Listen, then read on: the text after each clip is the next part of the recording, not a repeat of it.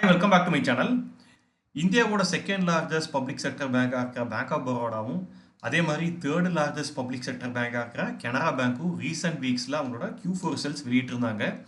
So அந்த வகையில் இந்த வீடியோவில் இந்த ரெண்டு பேங்க்ஸும் எப்படி Q4 ரிசல்ட்ஸ் கொடுத்துருக்காங்க, ஒவ்வொரு பேராமீட்டர்லையும் இந்த ரெண்டு பேங்க்ஸ் எப்படி பர்ஃபார்ம் பண்ணியிருக்குங்கிறத தான் இந்த வீடியோவில் டீட்டெயிலாக அனலைஸ் பண்ண போகிறோம். வாங்க வீடியோக்கு போகலாம். Bank of Baroda market cap அளவுன்னு பார்த்தீங்கன்னா 1,21,863 கோடியாக இருக்குது. இதே கனரா பேங்க்ங்கிறது 95,333 கோடியாக இருக்குது. பேங்க் ஆஃப் பரோடாவோட ஷேர் ப்ரைஸ் 236 ரூபா, கனரா பேங்க்கோடது 105 ரூபா. இந்த ரெண்டு ஸ்டாக்கோட பிஎம்ஏ பார்த்தீங்கன்னா 6 கீழே தான் இருக்குது. இந்த ரெண்டு பேங்க்குமே காமனாக இருக்கிற ஒரு ஃபேக்டர்னு பார்த்தீங்கன்னா இந்த ரெண்டு பேங்க்கோட ஷேர் ப்ரைஸும் பார்த்தீங்கன்னா புக் வேல்யூவோட கம்மியான ப்ரைஸில் தான் ட்ரேட் ஆகிட்டு இருக்கு. ஸோ பேங்க் ஆஃப் பரோடாவோட புக் வேல்யூ எவ்வளோன்னு பார்த்தீங்கன்னா 283 ரூபாய் இருக்குது. ஆனால் இப்போது ஷேரோட கரண்ட் ட்ரேடிங் ப்ரைஸ் எவ்வளோன்னு பார்த்தீங்கன்னா 236 ரூபாயாக இருக்குது. இதே கனரா பேங்க்கு பார்த்தீங்கன்னா புக் வேல்யூ 116 இருக்குது. இதே கரண்ட் ஷேர் ட்ரேடிங் ப்ரைஸ் எவ்வளோன்னு பார்த்தீங்கன்னா 105 ரூபாயாக இருக்குது. ஸோ பேங்க் ஆஃப் பரோடாவோட ப்ரைஸ் டு புக் வேல்யூ எவ்வளோன்னு பார்த்தீங்கன்னா 0.83 இருக்குது. இதே கனரா பேங்க்கு 0.90 இருக்குது. இந்த ரெண்டு பேங்க்குமே பார்த்தீங்கன்னா நல்ல டிவிடெண்ட் கொடுக்குற பேங்காக இருக்காங்க. அதுலேயும் பேங்க் ஆஃப் பரோடா பார்த்தீங்கன்னா ஒரு வருஷத்துக்கு 3.22% வந்து டிவிடெண்டாக தராங்க. இதே கனரா பேங்க் பார்த்தீங்கன்னா 3.05% வந்துட்டு டிவிடெண்டாக தராங்க. ரெண்டு ஷேரோட ஆர்ஓசியும் பார்த்தீங்கன்னா 7% கீழே இருக்குது. ரிட்டர்ன் ஆன் ஈக்விட்டியை பொறுத்த வரைக்கும் பார்த்தீங்கன்னா பேங்க் ஆஃப் பரோடாவோட ஸ்லைட்லி அதிகமாக இருக்குது கனரா பேங்க்குக்கு. பேங்க் ஆஃப் பரோடாவோட ரிட்டர்ன் ஆன் ஈக்விட்டி பார்த்தீங்கன்னா 15.6% இருக்குது. இதே கனரா பேங்க்கோடது 17.8% இருக்குது.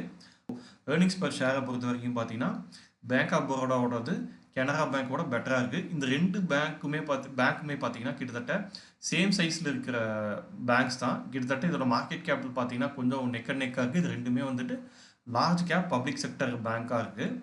இப்போது மற்ற மெட்ரிக்ஸ் பார்த்துடலாம். ரீசெண்டாக நடந்து முடிஞ்ச மார்ச் குவார்ட்டரில் பார்த்தீங்கன்னா பேங்க் ஆஃப் பரோடா வந்து 5,048 கோடி ரூபா வந்துட்டு நெட் ப்ராஃபிட்டாக எடுத்திருக்காங்க. இதே கனரா பேங்க் பார்த்தீங்கன்னா 5,004 கோடி ரூபா நெட் ப்ராஃபிட்டாக எடுத்திருக்காங்க. இதே பேங்க் ஆஃப் பரோடா வந்துட்டு போன வருஷம் இதே மார்ச்சில் பார்த்தீங்கன்னா அவங்க நெட் ப்ராஃபிட் எவ்வளோ பண்ணியிருக்காங்கன்னா 4,886 கோடியாக இருக்குது.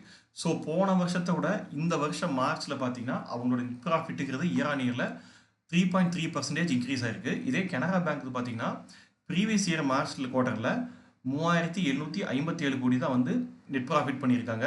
இந்த குவார்ட்டரில் பார்த்தீங்கன்னா 5,004 கோடியாக இருக்குது.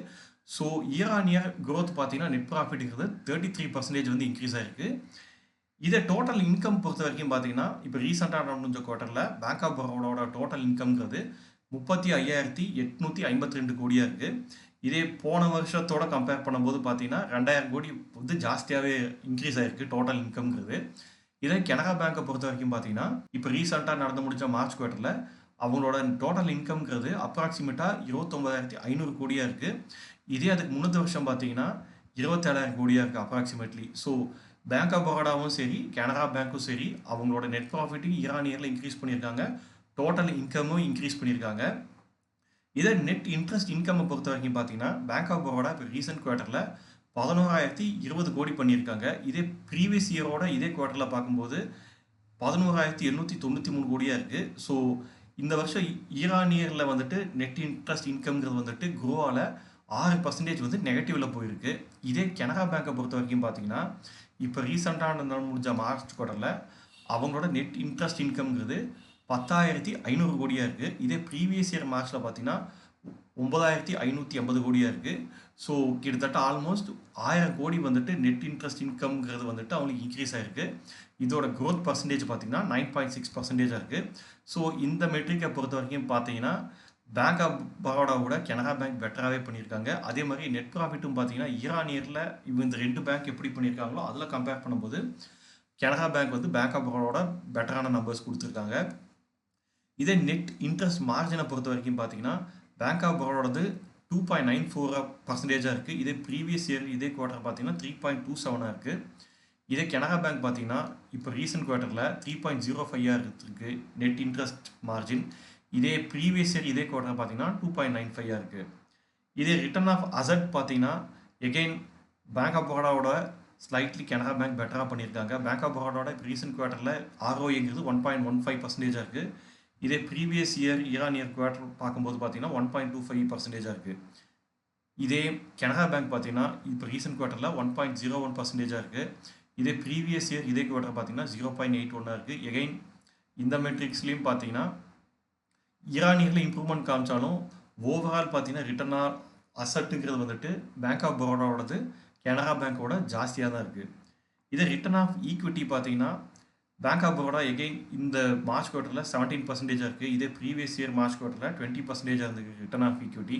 ஸோ ஈரானியரில் அவங்க ரிட்டர்ன் ஆஃப் ஈக்விட்டிங்கிறது வந்துட்டு கம்மி தான் இருக்குது. இதே கனரா பேங்க்கை பொறுத்த வரைக்கும் பார்த்தீங்கன்னா 22% இருக்குது ரிட்டர்ன் ஆஃப் ஈக்விட்டி இந்த மார்ச் குவார்ட்டருக்கு. இதே ப்ரீவியஸ் இயர் மார்ச் குவார்ட்டரில் 19.4% இருக்குது. ஸோ இந்த மெட்ரிக்லையும் பார்த்தீங்கன்னா கனரா பேங்க் வந்துட்டு பேங்க் ஆஃப் பரோடாவோட பெட்டராகவே பண்ணியிருக்காங்க. ஸோ அடுத்து நம்ம முக்கியமாக பார்க்க போகிற 2 மெட்ரிக் எதுன்னு பார்த்தீங்கன்னா கிராஸ் என்பிஏ, நெட் என்பிஏ. ஒரு பேங்கிங் ஸ்டாக் அனலைஸ் பண்ணும்போது அதில் நம்ம முக்கியமாக பார்க்க வேண்டியது நான் பர்ஃபார்மிங் அசட். எவ்வளோ இந்த நான் பர்ஃபார்மிங் அசட்டோட பர்சன்டேஜ் கம்மியாக இருக்கோ அவ்வளோ அந்த பேங்க் வந்துட்டு சேஃப் அண்ட் செக்யூர்டாக இருக்க பேங்க்குன்னு நம்ம அசியூம் பண்ணிக்கலாம். ஸோ அந்த வரைக்கும் பொறுத்த வரைக்கும் பார்த்தீங்கன்னா இந்த நம்பருங்க வந்துட்டு பேங்க் ஆஃப் பரோடாக்கு இப்போ ரீசெண்ட் குவார்ட்டரில் நல்லாவே கம்மி பண்ணியிருக்காங்க. இது எவ்வளோவா இருக்குன்னு பார்த்தீங்கன்னா 2.26% இருந்திருக்கு. இதே ப்ரீவியஸ் இயரில் இதே குவார்ட்டரில் பார்த்தீங்கன்னா 2.92 இருக்குது. ஸோ அவங்க வந்துட்டு கிராஸ் என்பிஏவை கம்மி பண்ணியிருக்காங்க. ஸோ கிராஸ் என்பிஏங்கிறது எவ்வளோக்கு எவ்வளோ கம்மியாக இருக்கோ அவ்வளோக்கு எவ்வளோ நல்லது. ஸோ இந்த மெட்ரிக்கில் பேங்க் ஆஃப் பரோடா நல்ல இம்ப்ரூவ்மெண்ட் காமிச்சிருக்காங்க. இதே கனரா பேங்க் பார்த்தீங்கன்னா அவங்களோட கிராஸ் என்பிஏங்கிறது பேங்க் ஆஃப் பரோடாவோட ஜாஸ்தியாக இருக்குது, 3.25 இருக்குது. இருந்தாலும் இதே குவார்ட்டரில் ப்ரீவியஸ் இயரில் பார்த்தீங்கன்னா 4.23% இருக்குது கிராஸ் என்பிஏ. ஸோ கிராஸ் என்பிஏங்கிறது ஆல்மோஸ்ட் 1% குறைச்சிருக்காங்க இந்த 1 இயரில். ஸோ அந்த வகையில் பார்க்கும்போது கனரா பேங்க்கும் அவங்க கிராஸ் என்பிஏவை குறைச்சிருக்காங்க. ஃபினான்ஷியல் மெட்ரிக்லேயும் இவங்களும் நல்லா பர்ஃபார்ம் பண்ணியிருக்காங்க. இந்த 2 பேங்க்கில் கம்பேர் பண்ணும்போது கிராஸ் என்பிஏங்கிறது வந்துட்டு கனரா பேங்க்கோட பேங்க் ஆஃப் பரோடாவுக்கு கம்மியாக இருக்குது, பெட்டராக இருக்குது. இதே நெட் என்பிஏ பார்த்தீங்கன்னா பேங்க் ஆஃப் பரோடாவோடது இந்த மார்ச் குவார்ட்டருக்கு 0.59% இருக்குது. இயர் இயரில் பார்த்தீங்கன்னா கம்மி பண்ணியிருக்காங்க. இது ப்ரீவியஸ் இயரில் இதே குவார்ட்டர் பார்த்தீங்கன்னா 0.68% இருக்குது. இதே கனரா பேங்க் பார்த்தீங்கன்னா நெட் என்பிஏங்கிறது 0.99% கொண்டு வந்துட்டாங்க. இதே ப்ரீவியஸ் இயர் இதே குவார்ட்டர் பார்த்தீங்கன்னா 1.47% இருந்திருக்கு. ஸோ இந்த மெட்ரிக்லையும் பார்த்தீங்கன்னா கனரா பேங்க்கோட பேங்க் ஆஃப் பரோடா பெட்டராகவே பண்ணியிருக்காங்க. இருந்தாலும் கனரா பேங்க் ப்ரீவியஸ் இயரில் இதே குவார்ட்டரில் கம்பேர் பண்ணும்போது அவங்க இந்த குவார்ட்டரில் நெட் என்பிங்கிறத வந்துட்டு நல்லா கம்மி பண்ணி லெஸ் தேன் 1% கொண்டு வந்துட்டாங்க. ஸோ இந்த 2 பேங்க்குமே பார்த்தீங்கன்னா என்பிஏவை சிக்னிஃபிகண்ட்டாக ரெடியூஸ் பண்ணியிருக்காங்க இந்த லாஸ்ட் 1 இயரில். அடுத்து நம்ம பார்க்க வேண்டிய முக்கியமான மெட்ரிக் எதுன்னு பார்த்தீங்கன்னா ப்ரொவிஷன் கவரேஜ் ரேஷியோ. எந்த ஒரு பேங்க் ஆகட்டும், அது ப்ரைவேட் செக்டர் பேங்க் ஆகட்டும், பப்ளிக் செக்டர் பேங்க் ஆகட்டும், ப்ரொவிஷன் கவரேஜ் ரேஷியோங்கிறது வந்துட்டு எவ்வளோக்கு எவ்வளோ அதிகமாக இருக்கோ அவ்வளோக்கு எவ்வளோ நல்லது. ஸோ தட் அப்போ தான் வந்துட்டு பேட் டெப்ஸ்னால எந்த ஒரு லாஸ் வந்தாலும் அந்த லாஸை அந்த பேங்க்னால சஸ்டெயின் பண்ணிக்க முடியும்.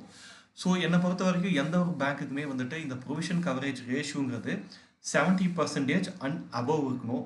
ஸோ அந்த வகையில் பார்க்கும்போது பேங்க் ஆஃப் பரோடாவோட ப்ரொவிஷன் கவரேஜ் ரேஷியோங்கிறது இந்த ரீசெண்ட் குவார்ட்டரில் 93.51% இருக்குது. இதே கனரா பேங்க்கோடது 90.89% இருக்குது. ஸோ பேங்க் ஆஃப் பரோடா பார்த்தீங்கன்னா கனரா பேங்க்கோட பெட்டரான ப்ரொவிஷன் கவரேஜ் ரேஷியோ இருக்குது. இருந்தாலும் இந்த 2 பேங்க்குமே பார்த்தீங்கன்னா அபவ் 90% ப்ரொவிஷன் கவரேஜ் ரேஷியோ வச்சுருக்காங்க. ஸோ மினிமம் 70-75% மேலே இருந்தால் நல்லாயிருக்கும். ஸோ அந்த வகையில் பார்க்கும்போது இந்த மெட்ரிக்கில் இந்த 2 பேங்க்குமே வந்துட்டு நல்ல ப்ரொவிஷன் கவரேஜ் ரேஷியோ வச்சுருக்காங்க. விச் மீன்ஸ் அவங்களால வந்து எந்த ஒரு நான் பர்ஃபார்மிங் அசட்னால வர லாஸை கூட வந்து அவங்களால அப்சர்வ் பண்ணிட்டு அந்த பேங்க் வந்து தொடர்ந்து ரன் பண்ண முடியும். அடுத்து பார்த்தீங்கன்னா டோட்டல் டெபாசிட்ஸ் பொறுத்த வரைக்கும் இந்த ரீசன்ட் மார்ச் குவார்ட்டரில் பேங்க் ஆஃப் பரோடாவுக்கு எவ்வளோ டெபாசிட்ஸ் கிடச்சிருக்குன்னு பார்த்தீங்கன்னா 13,92,461 கோடியாக இருக்குது. இதே ப்ரீவியஸ் இயர் மார்ச் குவார்ட்டரில் எவ்வளோ இருந்திருக்குன்னு பார்த்தீங்கன்னா டோட்டல் டெபாசிட் 11,28,514 கோடியாக இருந்திருக்கு. ஸோ இயர் ஆன் இயரில் 23% இன்க்ரீஸ் வச்சுருக்காங்க டோட்டல் டெபாசிட்ஸில் பேங்க் ஆஃப் பரோடா. இதே கனரா பேங்க் பார்த்தீங்கன்னா இந்த ரீசன்ட் மார்ச் குவார்ட்டரில் அவங்களோட டோட்டல் டெபாசிட் 13,12,366 கோடியாக இருந்திருக்கு. இதே ப்ரீவியஸ் இயர் மார்ச் குவார்ட்டரில் பார்த்தீங்கன்னா 11,79,219 கோடியாக இருக்குது. ஸோ இவங்க பார்த்தீங்கன்னா இயர் ஆன் இயரில் 11% க்ரோத் காமிச்சிருக்காங்க டோட்டல் டெபாசிட்டில். ஸோ டோட்டல் டெபாசிட்ஸில் in terms of growth percentage பார்க்கும்போது பேங்க் ஆஃப் பரோடா வந்துட்டு கனரா பேங்கோட பெட்டராகவே பண்ணியிருக்காங்க. பட் ஓவரால் இந்த 2 பேங்க்குமே பார்த்தீங்கன்னா டோட்டல் டெபாசிட்ஸை இயர் ஆன் இயரில் இன்க்ரீஸ் பண்ணி காமிச்சிருக்காங்க. அடுத்து CASA deposits, current account, saving account deposits. So bank of பரோடாவோட ரீசன்ட் குவார்ட்டரில் அவங்களோட காசா டெபாசிட் எவ்வளோ இருக்குன்னு பார்த்தீங்கன்னா 4,96,462 கோடியாக இருக்குது. இதே ப்ரீவியஸ் இயர் இதே குவார்ட்டர் பார்த்தீங்கன்னா 4,66,400 கோடியாக இருக்குது. ஸோ இயர் ஆன் இயரில் 6.4% வந்துட்டு காசா டெபாசிட்ஸில் க்ரோத் காமிச்சிருக்காங்க. இதே கனரா பேங்க் பார்த்தீங்கன்னா அவங்களோட காசா டெபாசிட்ங்கிறது 4,15,000 கோடியாக இருக்குது. இதே ப்ரீவியஸ் இயர் மார்ச் குவார்ட்டரில் எவ்வளோவா இருந்திருக்குன்னு பார்த்தீங்கன்னா 3,92,000 கோடியாக இருந்திருக்கு. So Canara bank year on இயரில் காசா டெபாசிட்ஸில் 5.77% க்ரோத் காமிச்சிருக்காங்க. ஸோ ரெண்டு பேங்க்குமே நல்ல க்ரோத் காமிச்சிருக்காங்க காசா டெபாசிட்ஸ்லையும். இருந்தாலும் பேங்க் ஆஃப் பரோடா வந்துட்டு கனரா பேங்க்கோட ஸ்லைட்லி பெட்டர்ஸ் நம்பர் கொடுத்துருக்காங்க. ஸோ இந்த ரெண்டு பேங்க்குமே பார்த்தீங்கன்னா ஒரு சில மெட்ரிக்கில் இன்னொரு பேங்க்கோட நல்லாவே பண்ணியிருக்காங்க. இந்த ரெண்டு பேங்க்குமே பார்த்தீங்கன்னா ஃபினான்ஷியலி ஸ்ட்ராங்காக இருக்குது. ரீசன்ட் குவார்ட்டரில் நல்ல ரிசல்ட்ஸ் கொடுத்துருக்காங்க. அடுத்து இயர் ஆன் இயரில் அவங்க எப்படி பர்ஃபார்ம் பண்ணியிருக்காங்கன்னு பார்க்கலாம்.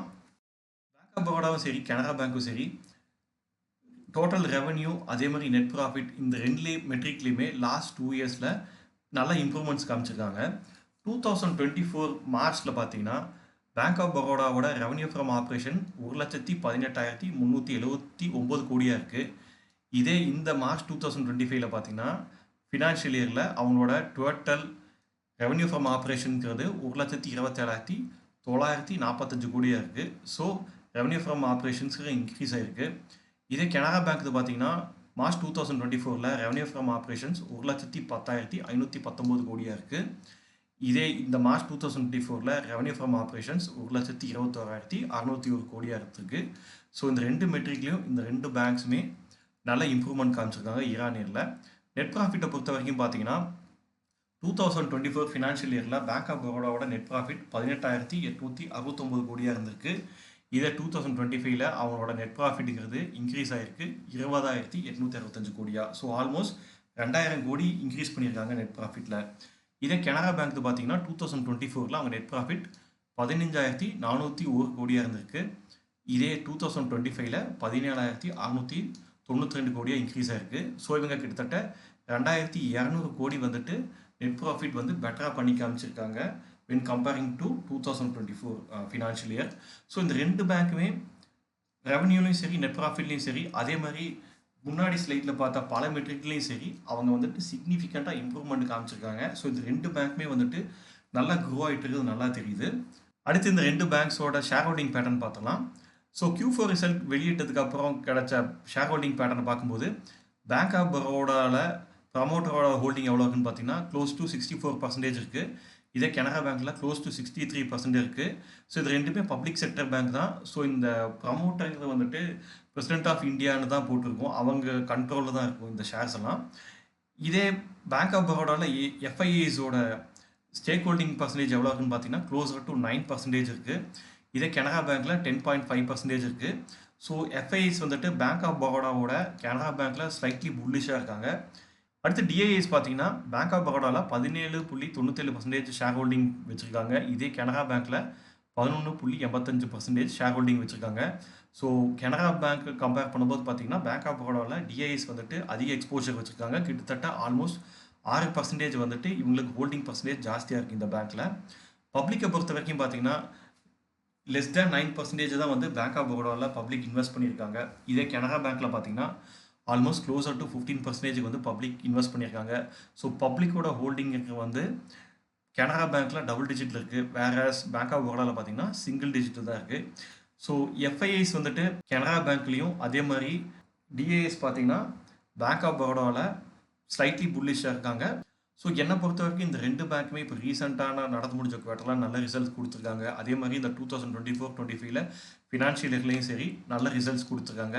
அவங்களோட ப்ராஃபிட் இம்ப்ரூவ் பண்ணி காமிச்சிருக்காங்க. அதே மாதிரி என்பிஏமும் சிக்னிஃபிகண்ட்டாக குறைச்சிருக்காங்க. Net interest income net interest margin எல்லாத்துலேயுமே வந்துட்டு நல்ல ஒரு இம்ப்ரூவ்மெண்ட் காமிச்சிருக்காங்க. ரெண்டு பேங்க்குமே வந்துட்டு ஃப்யூச்சரில் நல்லா க்ரோ ஆகிற பேங்க் தான். ஸோ அவ்வளோதாங்க, எனக்கு தெரிஞ்சு இந்த வீடியோவில் எனக்கு தெரிஞ்ச எல்லா இன்ஃபர்மேஷனும் இந்த பேங்க்ஸை பற்றி நான் ஷேர் பண்ணிட்டேன். ஐ ஹோப் இந்த இன்ஃபர்மேஷன்லாம் உங்களுக்கு யூஸ்ஃபுல்லாக இருக்கும்னு நினைக்கிறேன். இந்த வீடியோ பற்றி உங்களுடைய கருத்துக்களை மறக்காமல் கமெண்ட் செக்ஷனில் சொல்லுங்கள். மீண்டும் வேற ஒரு வீடியோவில் சந்திக்கலாம். அது வரைக்கும் பாய்.